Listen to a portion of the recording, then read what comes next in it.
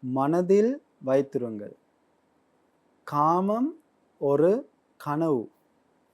புத்தர் பகவான் அவர்கள் உலகத்துக்கு போதிக்கிற காரணம் என்னம்னா, காமம் நம்ம எல்லாரும் எப்பயுமே தேடிக்கிட்டு பின்னாலே ஓடி ஓடி அலைஞ்சுக்கிட்டு இருக்கிற அந்த காமம்னு சொல்றது ஒரு கனவு அப்படின்னு போதிக்கிறார். கனவுல யாராவது என்னமாவது பார்த்தோம்னா, எந்திரிக்கிற போது அந்த கனவு இல்லாம போயிரும். கனவுல இருக்கிற போது ரொம்ப ஆசையா அந்த ருசிச்சு ருசிச்சு பார்த்துக்கிட்டு இருப்போம். அத அனுபவிச்சுக்கிட்டு இருப்போம்.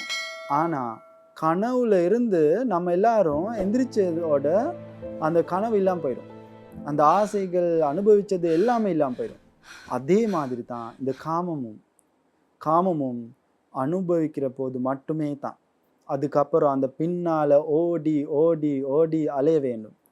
அதனால நம்ம எல்லாரும் மனதில வைத்துக்கணும் என்னம்னா, நம்ம இந்த அனுபவிச்சு தேடி தேடி அலையிற காமம் ஒரு கனவு. அதனால இந்த காமத்த தேடி தேடி பாவங்கள் செய்றத நான் நிறுத்த வேண்டும் அப்படின்னு நீங்க எல்லாரும் மனதில் வைத்திருங்க.